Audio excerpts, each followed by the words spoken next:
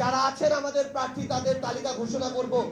আপনারা আগে যেই রাজনৈতিক দলই করুন না কেন, আপনাদের যদি ফ্যাসিবাদের সাথে তাদের ওই ফৌজদারি অপরাধগুলোর সাথে সংশ্লিষ্টতা না থাকে, আপনারা যদি জুলাই গণঅভ্যুত্থান বিরোধী না হন, আপনাদেরকে আমরা আহ্বান জানাই আপনারা আমাদের সাথে আগামীর বাংলাদেশ গড়ার লড়াইয়ে যুক্ত হন। আমরা আহ্বান জানাই আপনি বিএনপি করেন, অন্য কোন রাজনৈতিক দল করেন, আমাদের সমস্যা নাই।